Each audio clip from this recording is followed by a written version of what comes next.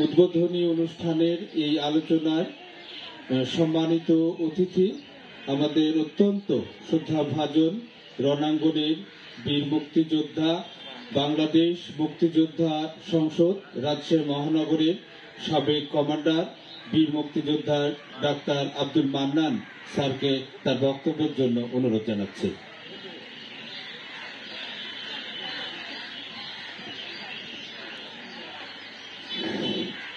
শুভ অপরাহ্ন। সূর্যকিরণ সমাজ কল্যাণ সংস্থা কর্তৃক আয়োজিত বইমেলা 2024 অনুষ্ঠানের সম্মানিত প্রধান অতিথি, আমাদের সকলের শ্রদ্ধাভাজন এক বুক কাছের মানুষ, আমাদের অভিভাবক, কবি, লেখক, সাহিত্যিক, অধ্যাপক, অধ্যাপক রুহুল আমিন পরামানি আমাদের এখানে উপস্থিত আছেন। আমারই বাঁ পাশে বীর মুক্তিযোদ্ধা আবুল হাসান খন্দকার, উনি রাজশাহী বিভাগের সেক্টর কমলাস ফোরাম মুক্তিযুদ্ধ 71 বিভাগের সভাপতি। আমার ডান দিকে বসে আছেন আমাদের অত্যন্ত শ্রদ্ধাভাজন শিক্ষাবিদ, একজন সফল শিক্ষাবিদ, রাজশাহী কলেজের সাবেক সফল অধ্যাপক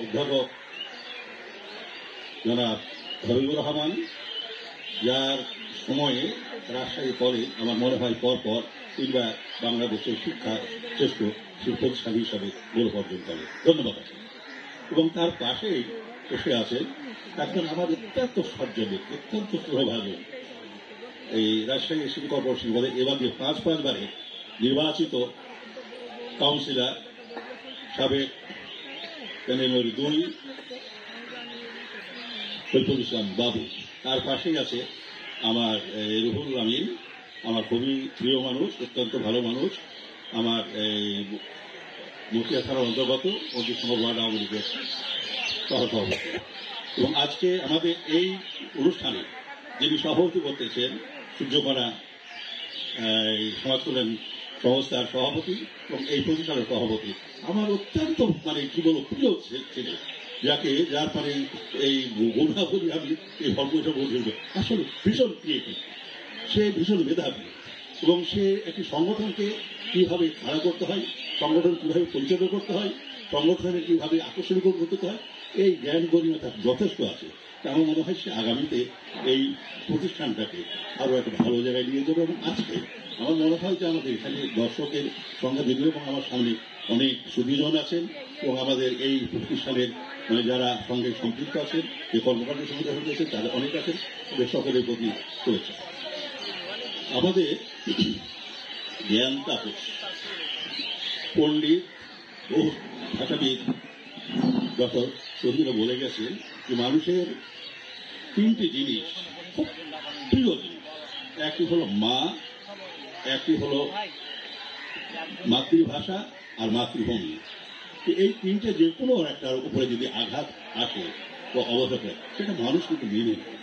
বাঙালির ব্যাপারেও ঠিক একই জিনিস বলা চলে যে 1952 সালে যদিও একটু এর শুরুটা হয়েছিল 1947 সালে নভেম্বরে, এবং এই বিষয়টার সূত্রপাত হয়েছিল কিন্তু ওই ভারতের উত্তরপ্রদেশ থেকে। সেখানে আপনার জিয়াউদ্দিন সাহেব, শফিকুজ্জামান এবং আরো কিছু ডিস্ট্রিক্টই তারাই আমাদের জিন্না সাহেবের মাথা ইয়ে করে ওয়াজ করে তারাই এসে বলতে হবে।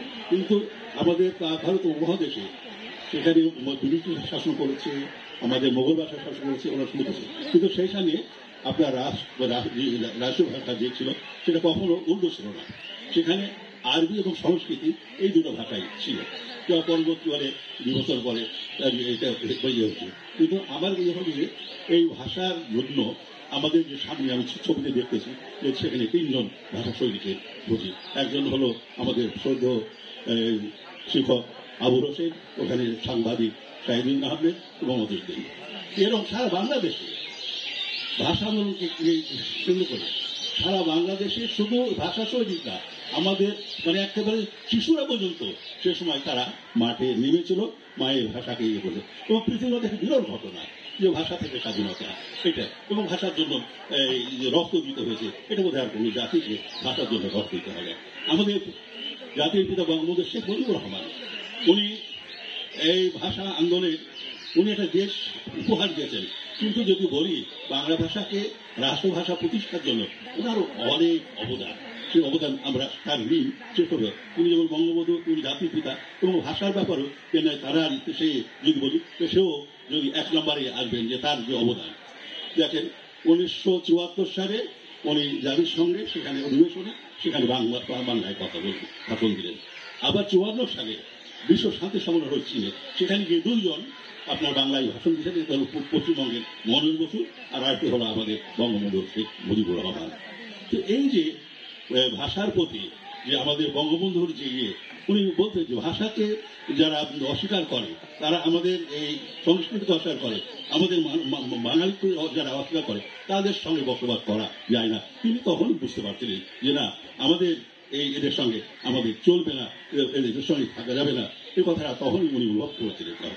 এখন যে বিষয় হলো কি, আজকে আমরা দেখছি পরিস্থিতিতে যে আমাদের যে মাতৃভাষা আমরা রক্ত দিয়েছি মানুষের উপর করে, কিন্তু সত্যিই আমরা বাংলা ভাষাকে রাষ্ট্রের যে পর্যায়ে এবং রাষ্ট্রীয়ভাবে আমরা আমাদের ভাষাকে কি প্রতিষ্ঠিত করতে পেরেছি, এই প্রশ্ন আজও আমাদের মাথায় আজকে করতে পারি না।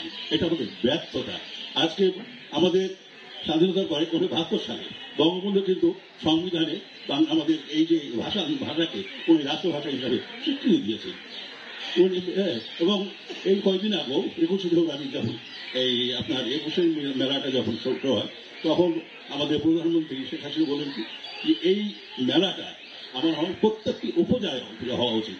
এই জন্য হওয়া উচিত আমার হবির সাহেব বলেছেন যথেষ্ট যে আমরা এখন ইউটিউব নিয়ে ফেসবুক নিয়ে এই নিয়ে মহাব্যস্ত, আমাদের লেখাপড়ার পরে বই পড়ার বা বই দেখার বা এই দেখার আমাদের সময়ের বড় অভাব। কাজে আমাদের এটা কিন্তু আমাদের ভবিষ্যতের জন্য, আমাদের দেশের জন্য, জাতির জন্য একটা একটা কি বলবো যে একটা দুঃসময় যাচ্ছে। কাজে এই দুঃসময় থেকে আমাদের ফিরে আসবার জন্য আজকে এইখানে যে যারা উদ্যোগ গ্রহণ করেছেন তাদের প্রতি আমি ভীষণ বলবো যে আমি তাদের প্রতি ভীষণ খুশি যে তারা যথাসময়ে যথাভাবে একটি উদ্যোগ গ্রহণ করেছেন এবং আগামীতেও এই উদ্যোগগুলো যেন গ্রহণ হবে। আমরা চাই যে আজকে বাংলা ভাষাটা রাষ্ট্রের প্রতি দাপ্তরিক ভাষা হিসাবে ইয়ে করো, আমরা ইংরেজি নিয়ে একটা ইয়ে করো। ইংরেজি কি বাংলার থেকে ভালো ভাষা? আজকে 1913 সালে আমাদের বিশ্বকবি রবীন্দ্রনাথ নোবেল প্রাইজ পেয়েছেন এবং আজকে এটা আন্তর্জাতিক মাতৃভাষা হিসেবে প্রতিষ্ঠিত হয়েছে। সারা বিশ্বের মানুষ আগামীকাল এই ভাষাটাকে এই দিকটি তারা প্রতিপালন করবে। তো এই বিষয়গুলো আমাদের মাথায় রেখে আমরা যারা শিক্ষার সঙ্গে জড়িত আছি, আমরা সমাজের সঙ্গে জড়িত আছি, আমরা সাহিত্য সংস্কৃতির সঙ্গে জড়িত আছি, আমাদের কিন্তু এই ভূমিকাটা পালন করতে হবে। এই জন্যই করতে হবে যে আমার ভাষা, আমার ভাষা ছাড়া আমার মনের ভাব, আমার মনের কথা, আমার মনের আকুতি প্রীতি আমি সবকিছু প্রকাশ করি আমার ভাষা দিয়ে। কারণ সেই ভাষাকে আমাকে যথাযথ জায়গায় আমাকে স্থান দিতে হবে। আমাদের বই পড়তে হবে, বই পড়াতে আগ্রহ সৃষ্টি করতে হবে। আমাদের মেলা 5 দিন যেটা হচ্ছে এটা খুব ভালো মেলা, আমি বলি এটা হওয়া উচিত। এবং আগামীতে আমরা যারা এখানে আছি, এই যারা উদ্যোক্তা যারা এগিয়ে করেছে, আমরা তাদের পাশে আছি, তাদের পাশে থাকবো, তাদেরকে উৎসাহ জাগাবো, উদ্দীপন করবো এবং আগামী বাংলাদেশ যেন বিশ্বের মুখে যখন আমরা বাংলাদেশ একটা উচ্চতায় নিয়ে গেছে আমাদের জাতির পিতা বঙ্গবন্ধু শেখ হাসিনা। আমরাও চাই যে বাংলাদেশ শুধু উন্নয়ন না, আমাদের ভাষা, কৃষি, কালচার, শিল্প, সাহিত্য সব কিছুতেই যেন আমরা একটা অগ্রগণ্য ভূমিকা রাখতে পারি আমাদের সেইভাবে। তাহলে একটা মজবুত জাতি, একটা শক্তিশালী জাতি, আমরা সাংস্কৃতিক জাতি একটা গড়ে তুলতে হবে।